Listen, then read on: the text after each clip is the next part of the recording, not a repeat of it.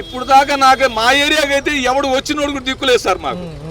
మా ప్రెసిడెంట్ ఒక్కడే పాప సీతయ్య గారు, ఆయన పేరు గండికోట సీతయ్య గారు, పాప పిచ్చోళ్ళగా నలుగురు నేసుకొని తిరుగుతూ ఉంటాడండి. ఆయన ఎవరికి ఏం కావాలని తిరుగుతూ ఉంటాడండి.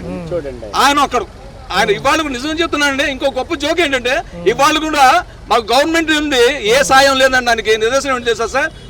మేము తాగే వాటర్ కూడా ఆయన సొంత డబ్బులతో వేస్తున్నాడు అండి ఇవాళకి, సిన్స్ టుడే. సార్ చూసుకున్నట్లయితే ఒక పక్క ఈ యొక్క ఉధృతికి సంబంధించిన అంశాల్లో ప్రతిపక్షాలు పాలకపక్షాలు ఉమ్మడిగా కృషి చేస్తే ఎలా ఉంటుంది? నాకు తెలిసి 100 చాలా బాగుంటుంది సార్. ఎందుకంటే ఇక్కడ ఇప్పుడు తన్నుకునే టైం కాదు ఇది. అందరూ సపోర్ట్ చేసుకుంటూ ఒకరినొకరు సపోర్ట్ చేసుకుంటూ ముందుకు పోయే టైం ఇది. దాన్ని పాజిటివ్గా తీసుకుంటే అంత బాగుంటుందని నేను ఒక పక్క చూసుకుంటే చంద్రబాబు నాయుడు అరెస్టు హయాంలో పవన్ కళ్యాణ్ గారు రోడ్డు మీద తన నిరసన చెప్పి రోడ్డు మీద పడుకున్నారు. మరి వరద బాధితుల కోసం ఏం చేయబోతున్నారు? ఆయన గురించి నేను మాట్లాడడం చాలా తక్కువ మాట్లాడాలనుకుంటున్నాను. ఎందుకంటే నేను బయటకు వస్తే జనాలు జామ్ అయిపోతారు. అదేం మాట అండి? తను ఒక పదవిలో ఉన్నాడు. ఆయన హీరోగా ఆలోచించుకున్నాడు. ఎందుకని అంటే ఏం లేదు సార్, దేవుడు ఏమన్నా నన్ను రావద్దన్నారు, నేను రాలేదు అంటున్నారు. వస్తే ఏం జరిగింది సార్? ఒకటి సార్, ఆయన ఇదే సూపర్ హీరో కావచ్చు, ఏదైనా కావచ్చు. తను ఇప్పుడు ఒక హోదాలో ఉన్న పెద్ద నాయకుడు, డిప్యూటీ ఆఫ్ సీఎం. అంటే సీఎం తర్వాత సీఎం అయినప్పుడు అంటే మేమందరం ఆయన పిల్లలే కదా సార్. పిల్లలు చూడండి, తండ్రి రావడానికి ఎవడైనా అడ్డం పడాలా? ఎవడో వస్తాడని ఆగిపోతాడా? అది ఎంతవరకు సార్ రైట్ సార్? తన బాధ్యత తను నిర్వహించాలి, అంతవరకే. ఎవడో వస్తా అంటే ఇప్పుడు సీఎం వస్తున్నారని చెప్పి బందోబస్తు ఏర్పాటు చేస్తున్నారు. అతను కూడా అదే జడ్ కేటగిరీ కదా. ఇప్పుడు జడ్ కేటగిరీనా కదా? జడ్ కేటగిరీ ఉన్నప్పుడు క్లీన్ చేసుకుని జనాల మధ్యలో వచ్చి జనాలు సీఎం గారు కూడా వచ్చి సిగ్నల్ చూసి వెళ్ళాడు. ఇవాళ దాకా లోన్ వచ్చారా? అందరికి 10 సార్లు పేపర్లు చూపిస్తున్నారు మాకు. లోన్కి వస్తున్నారు, లోన్ వచ్చారు వచ్చి ఎవరికి ఏం చేశారు? ఒకటి సార్, ఇదంతా హంబక్ సార్. నేను చూసి చిన్నప్పటి నుండి చూస్తున్నాను. ఎవరి స్వార్థం వాడిది. పవన్ కళ్యాణ్ చేస్తాడు అన్నారు. ఓ పిల్ల చచ్చిపోయింది. ఇప్పటికి ఎన్ని రోజులు? ఒకటి గుర్తు పెట్టుకోండి, మీరు టీవీ అని కాదు, ఇదో ఒకటి గుర్తు పెట్టుకోండి. ఇవాళ పొద్దున్నే సీఎం ఏం చెప్తున్నాడు తెలుసా? ఇదంతా జగన్ పాపమే. ఆడేం చేశాడు? అది కాదయ్యా, ఆడేం చేశాడు? ఏం చేయలే. ఇగో ప్రతిదానికి ఆదుకున్నాడు. ఏంటో పిచ్చిమండా కొడుకు పిచ్చేసాలాగా వాడటం తప్ప ఏం లేదు. మరి చూసుకున్నట్లయితే ప్రభుత్వం అందిస్తున్న సహాయక చర్యలు మీకు ఎంతవరకు అందినాయి? ఒకవేళ సఫలంగా అందినాయి అంటున్నారా, విఫలమైనవి అంటారు? ఒకటి మాత్రం వాస్తవయ్యా, ఈ ఏరియా 64వ డివిజన్లో బండా ఉమామహేశ్వరరావు గారు ఎమ్మెల్యే గారు ఏంటి ఆయన ఒకడు ఉన్నాడు. రేపు కార్పొరేటర్గా ఇది కావటానికి రవి గారు ఆయన ఒక్కడే ప్రమాణ పూర్తిగా చాలా బాగా చేశాడు. ఎవరు చేశారు అయ్యా? మరి ఈ ఉధృతి సమయంలో వాలంటీర్ వ్యవస్థ ఉంటే ఎలా ఉంది? వాలంటీర్లు ఉంటేగా స్టేట్మెంట్ ఇచ్చాడు. 5,000 కాదు 10,000 ఇస్తాను. ఏం చేశాడు? ఒక పక్క ప్రకాశం బ్యారేజీ విషయం ఎలా చూడాలి? ఇదేం లేదయ్యా, ఎలగలేరు. ఇక 11 గేట్లు ఇచ్చేసాక మడ్డ గుర్చిపోయింది. 33 ఏళ్ళు అయింది. 2003లో అసలు అది కృష్ణానదిలోకి వెళ్ళాల్సిన వాటర్ ఎందుకు వచ్చింది? ఎందుకు వచ్చింది వాటర్? అది చెప్పు. సీఎం గారు 2004లో వచ్చిన వాటర్. ఒక్క నిమిషం ఆయన కంప్లీట్ చేయండి సార్. లింగమనేని భాస్కర్రావు గారి గెస్ట్ హౌస్ మునిగిపోద్దని మద్దగుర్తా తప్ప ఇదో ఏంటి?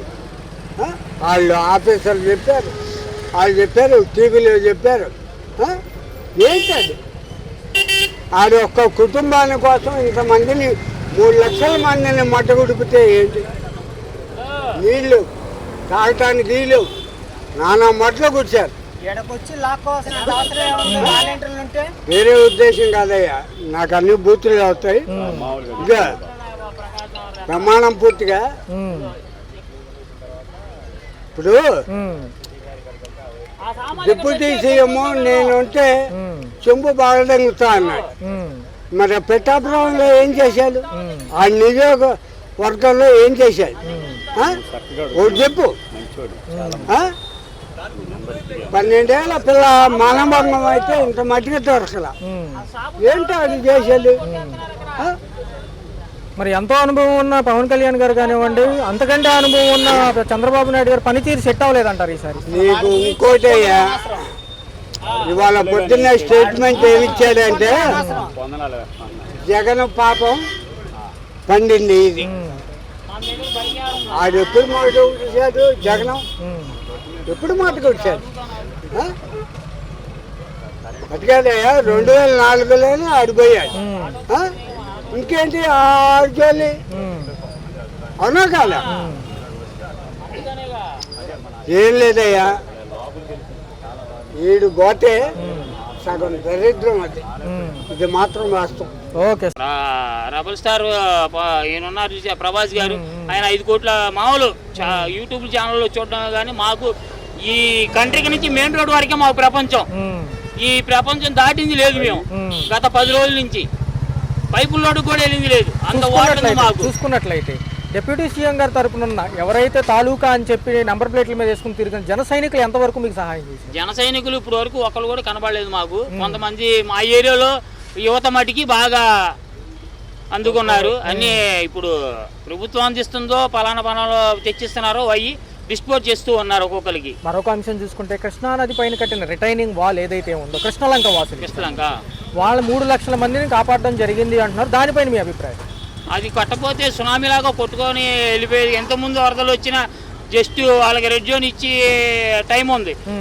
ఇప్పుడున్న నీటి మట్టాన్ని చూస్తే మేము చెప్పవసరలా. అది అక్కడ ఉన్న జనాలకు తెలుసు, ఇక్కడ ఉన్న అభిమానులు మొత్తానికి తెలుసు. ప్రకాశం బ్యారేజీకి జరిగిన బోటు ఉదంతం ఏదైతే ఉందో, బోట్లు గుద్దుకున్న ఉదంతం సహజంగా జరిగిందని కొంతమంది, ఉద్దేశపూర్వకంగా కుట్రకోణంగా చేశారని కొంతమంది. ఆ అంశాన్ని ఎలా చూడాలి? ఏమండి, అది ఇప్పుడు కాలం బిజీ కాదు. దాన్ని పడగొట్టాలంటే ప్రతిపక్షం ఉన్న పక్షం ఎవరైనా రాజకీయం చేద్దామన్నా కుదరదు.